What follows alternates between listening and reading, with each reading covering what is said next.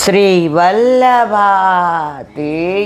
કી જય, ગિરિરાજ ધરણ કી જય, શ્યામ સુંદર શ્યામની મહારાણી કી, શ્રી ગુસાઈજી પરમ દયાળ, શ્રી ગોકુલનાથ કી જય, દાવ દયાળ કી જય, શ્રી નવनीत प्रिया लाल की जय, अपने माथे विराजता सेव्य स्वरूप की जय, बधाई वैष्णव ने जजा करीन जय श्री कृष्ण, जय श्री कृष्ण। वर्षा ऋतु हिंडोळाना दिवसो, आज हरियाળી અમાસ, હરી આયોરી એટલે હરિયાળી. હરી આવે ને ત્યાં હરિયાળી જોઈએ, ત્યાં લીલોતરી જોઈએ, ત્યાં સૂકું કાંઈ હોય જ નહીં. હરી ના આવે ત્યાં સુધી બધું સૂકું. પ્રભુ ઘરમાં ના પધારે ત્યાં સુધી બધી વ્યથા. પ્રભુ ઘરમાં પધારે એટલે કથા જ કથા. કથાનું ઊંધું કરો, થાક. તમારા જીવનનો લૌકિક, આર્થિક, માનસિક, શારીરિક, કૌટુંબિક બધા થાકને જ્યાં થંભી જવાનું મન થાય, કથા એટલે પ્રભુના ગુણાનુવાદ. ગુણાનુવાદ કોણ કરી શકે? કોણ સાંભળી શકે? એકવાર એક સંત મહાત્માને એક શિષ્યએ પૂછ્યું કે આપણે આ બધું કરીએ એ મર્યાદા માર્ગે હતો, યોગ્ય રોજ કરીએ છીએ, રોજ ધ્યાનમાં બેસીએ છીએ, રોજ તપ કરીએ છીએ, પ્રભુએ સ્વીકાર્યું કે નહીં એની ખબર કેવી રીતે પડે? ત્યારે ગુરુએ જવાબ આપ્યો, અઠવાડિયા પછી જોશું.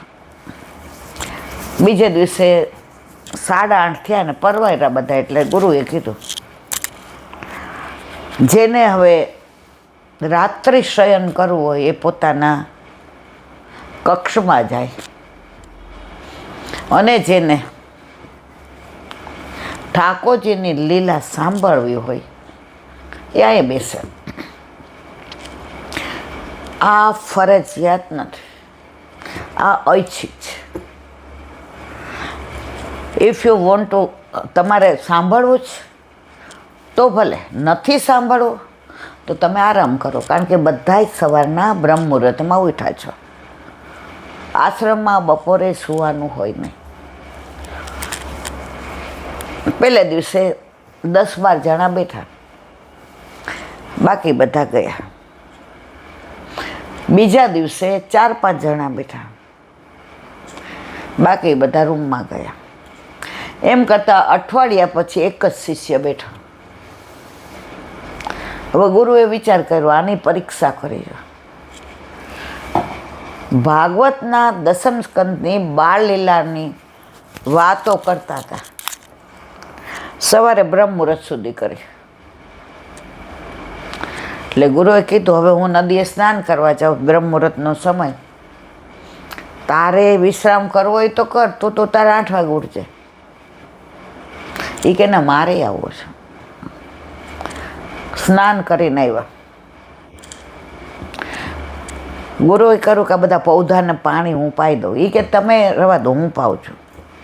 એ કે આખી રાત તે ઉજાગરો. એ કે આપે બોલ્યા છે. હવે બીજે દિવસે ગુરુએ પાછું, બીજું કોઈ ન આવ્યું, આજ બેઠો. એટલે ગુરુએ કીધું, જો તું મને છે ને કલાક થાય ને એટલે કહેવાનું, ગુરુદેવ બસ હવે બંધ કરો,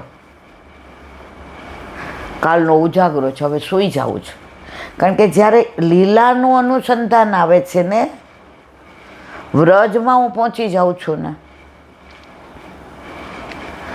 તો હું મારી જાતને ભૂલી જાઉં છું. તો તારે મને પાછું યાદ દેવાનું, ગુરુદેવ બસ હવે. ઓલો કે સારું. હવે એવી સરસ મજાની સાંકડી ખુરની દાન લીલાની ઠાકોરજીને સામનેજીને સામસામી વડછોડને ગોરસ ફોડવા માટલી ફોડવાની ને ગોરસ ખૂબ સુંદર. ગુરુદેવની આંખો બંધ અને લીલા જે અંદર આવે એ બોલે. હવે બ્રહ્મુહૂર્ત થયું તો ઓલો તો બેઠો હતો. ગુરુદેવ કે કાલનો તારો ઉજાગરો છે, આવું નહીં કર. કલાક થઈને મેં તને કીધું હતું ને કે મને યાદ દેવડાવજે. એ કે પણ મને યાદ આવે તો તમને યાદ દેવડાવું. તમે જ્યાં પહોંચી ગયા હતા ને સાંકડી ખોરમાં, આપે તો વ્રજ જોયું છે ને પહોંચી ગયા હતા. મેં જોયું નથી ને હું પહોંચી ગયો હતો. ગુરુદેવ આવું છે ને, આ બાજુ શ્યામ પર્વત, આ બાજુ રૂપાળો, આ બાજુ ઠાકોરજી, આ બાજુ રાધાજી, આ બાજુ એના સખા, આ બાજુ એમની સખીઓ, આ બાજુ એમનું મંડળ, આ બાજુ માણું, વચ્ચે સાંકડી ખોર ગોરસ. એ કે તે નથી જોયું? એ કે ના, આપની વાણી દ્વારા જોયું, મારા નેત્રો દ્વારા નથી જોયું, મારા શરીર દ્વારા નથી જોયું, આપની વાણી દ્વારા. આજે હું આપની સાથે ત્યાં હતો. હવે ત્રીજે દિવસે ગુરુદેવે કીધું આજે હવે સૂઈ જઈએ. તને થાક લાગ્યો ને? મને. એ કે મને નથી લાગ્યો. તો કે તો અડધો કલાક કરીએ. સાંભળ, આ ચોખાના દાણા છે ને એ આમાં ભર્યા છે, નીચે જાય છે 2 દાણા. એ પૂરા થાય ને એટલે તારે કહેવાનું ગુરુદેવ ચોખા પૂરા થઈ ગયા, એટલે હવે આરામ કરશું. સારું, ચોખા દાણા મૂક્યા, ધીમે ધીમે પડે. શરૂઆતમાં 10-15 મિનિટ બેયનું ધ્યાન ત્યાં હતું.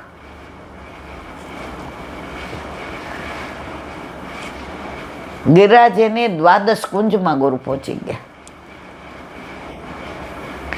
એમાં શશી કુંજ એટલે કે ચંદ્રની કુંજ. શશી એટલે ચંદ્ર અને કૃષ્ણચંદ્ર અને રાધાજી અને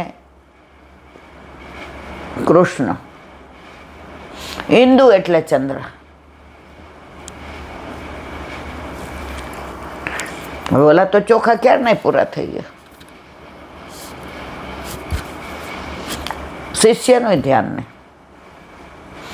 ગુરુદેવ તો એના તન્મય હતા કુંજમાં. ત્યાંની વ્યવસ્થાને, ત્યાંના તોરણને, બંધનવારને, સુગંધીને, ગુલાબજળનો છંટકાવને, પ્રભુનું પધારવું ને, સામનેજીને આવકાર આપવો ને, આલિંગન કરવું ને, સૈયા મંદિરમાં પધરાવવા ને, ત્યાંના ક્યાંય ગુરુદેવ પહોંચી ગયા. બ્રહ્મુહૂર્ત. ગુરુદેવ કે તે જોયું નહીં? એ કે એની સામું ધ્યાન જ નહોતું. મારું તો દ્વાદશ કુંજમાં આપણી સાથે હતો. ગુરુદેવ કે તે મને પ્રશ્ન પૂછ્યો હતો ને કે આટલા વર્ષથી આપણે, હું તમને ભણાવું છું, તમે ભણો, સૌથી છેલ્લો તું આવ્યો છો, તને હજી ગુરુકુળમાં 6 મહિના થયા છે, અહીંયા 6 વર્ષના સિનિયર બધા શિષ્યો છે. તો તે મને પ્રશ્ન કર્યો કે આપણે આ રોજ તપ કરીએ, ધ્યાન કરીએ, પ્રભુનું નામ લઈએ, આ બધા ગ્રંથો ભણીએ, એ પ્રભુ આ બધાનો સ્વીકાર કરે છે કે નહીં? એ ક્યારે ખબર પડે? તો કે પ્રભુના ગુણાનુવાદમાં, પ્રભુનો લીલામાં જ્યારે તન્મય થઈ જાઓ ને દેહાનુભાન ભૂલી જાઓ, ત્યારે સમજી જાઓ કે પ્રભુએ તમારું એ બધું ધ્યાનમાં લઈ અને તમને પોતાના કરીને જાણ્યા છે. આ આટલા બધા છે. એમાં ઘણા 6 વર્ષના છે, ઘણા 5 વર્ષથી છે. 6 છેલ્લો તું આવ્યો. 6 મહિનામાં પ્રભુને તે પોતાના કરી લીધા, અને આ 3 દિવસમાં પ્રભુએ તને પોતાનું કરી લીધા. 6 મહિનામાં તે પ્રભુને પોતાના કરી લીધા, અને આ 3 દિવસમાં પ્રભુએ તને પોતાનો કરી લીધો. હવે આનાથી મોટું પ્રમાણ તારે જોઈએ છે? ગુરુદેવ, આ બધું ગુરુની કૃપા વિના શક્ય નથી. આ નગરા હોય ને, જેને ગુરુ ન હોય એને કાંઈ આ ન મળે. મને આ બધું પ્રાપ્ત થયું એનું કારણ આપ, તો કે ગુરુ નિમિત્ત માત્ર છે. ગુરુ પાત્રતા જુએ, પણ રસથી ભરપૂર તો રસે જ કરે. હું તને લીલા કોની કહેતો હતો? ઠાકોરજીની. હું તને વાતો કોની કરતો હતો? વ્રજની, ઠાકોરજીની.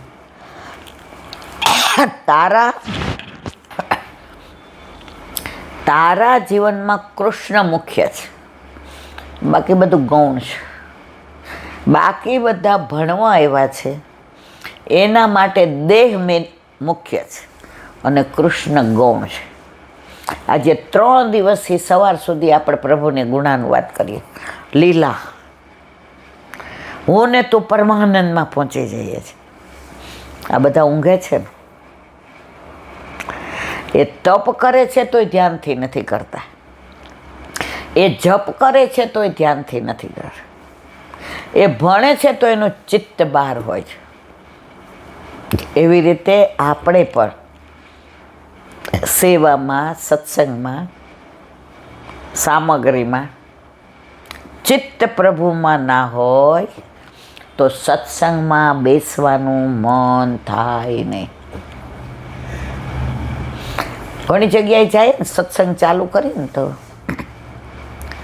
એક જગ્યાએ એક બેન આમ માળા લઈ આવ્યા હતા, અને પછી આમ સાડીની અંદર આમ, એટલે ભાભી કે બેન તમારા માળાજી બાકી જ કરવાના?